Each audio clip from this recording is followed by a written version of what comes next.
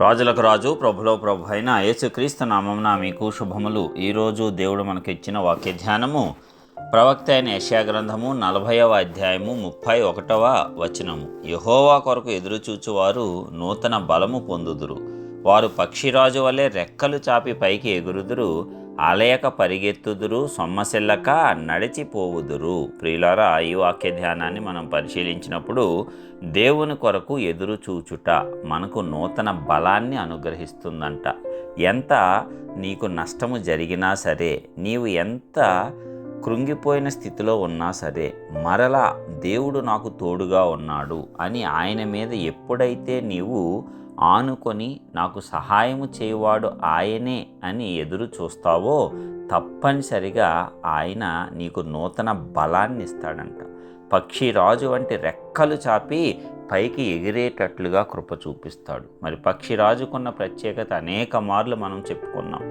అన్ని పక్షులు కూడా ఆ వర్షానికి తడిచి తలదాచుకోవటానికి ఏ చెట్టు కిందో గూడు కిందో వెళ్తూ ఉంటే, పక్షిరాజు ఆ మేఘముల కంటే పైగా ఎగిరి చక్కగా దాన్ని తప్పించుకోవటం అనేది గొప్ప విషయం. అది దేవుని యొక్క సృష్టి.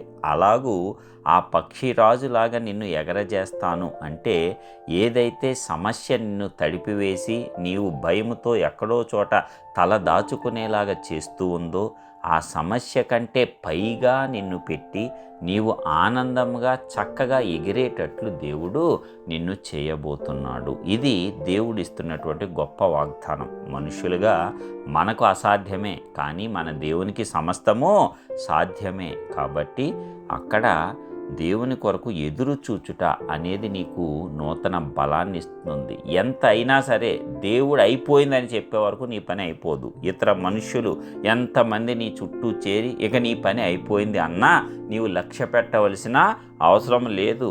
దేవుని యందు నీవు నిరీక్షణ ఉంచు. ఆయన సహాయం కొరకు ఎదురు చూడు. తప్పక ఆయన సహాయం చేస్తాడు. తన చాచిన బాహువు చేత నిన్ను రక్షిస్తాడు, హెచ్చిస్తాడు. అత్యద్భుతంగా నిన్ను ఆశీర్వదించి అనేక జనముల ముందు, అవమానపరిచిన శత్రువుల ముందు నిన్ను హెచ్చించి అత్యధికమైనటువంటి సంతోషాన్ని నీకు అనుగ్రహిస్తాడు. కాబట్టి దేవుని కొరకు ఎదురు చూడటం మాత్రం మానవద్దు. సహాయం చేయవాడు ఆయనే.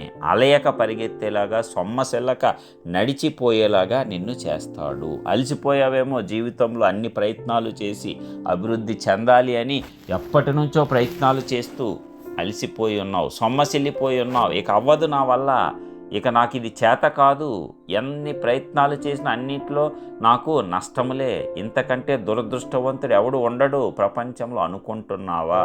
కాదు, దేవుడు నీ పక్షమున ఉన్నాడు. నీవు చింతించవలసిన అవసరం లేదు. ఆయన కొరకు, ఆయన సహాయం కొరకు ఆయన యందు వేచి ఉండు. తప్పనిసరిగా దేవుడు అత్యధికమైనటువంటి బలాన్ని అనుగ్రహించి ఏ సమస్య అయితే నిన్ను ముంచివేయాలనుకుంటుందో ఆ సమస్య కంటే పైగా నిన్ను హెచ్చించి నిన్ను ఆశీర్వదించటానికి ఆయన సిద్ధంగా ఉన్నాడు. మనము సిద్ధంగా ఉండి ఆయన కొరకు ఎదురు చూద్దాం. ఆయనతో సహవాసంలో ఆయన మీద ఆనుకొని ఆయన యొద్ద నుంచి నూతన బలాన్ని పొందుకుందాం. పక్షిరాజు అంటే రెక్కలు చాపి ప్రతి సమస్య మీద కంటే పైకి ఎగిరి సంతోషకరమైన జీవితాన్ని పొందుకుందాం.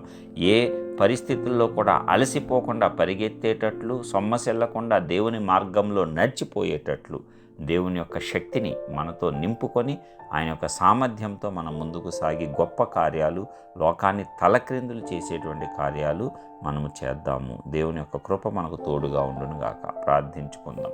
మహోన్నతుడైన గొప్ప దేవ, ప్రియ పరలోకపు తండ్రి, మీ ఘనమైన శ్రేష్టమైన నామానికి వందనాలు చెల్లిస్తున్నాం.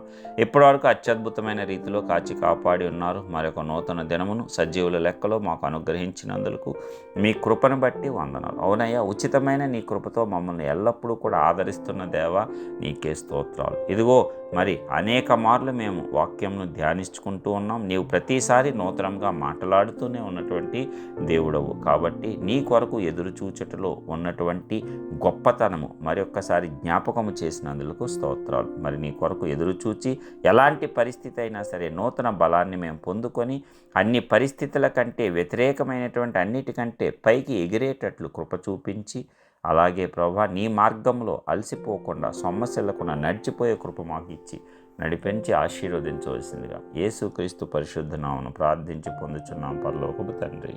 ఆమేన్.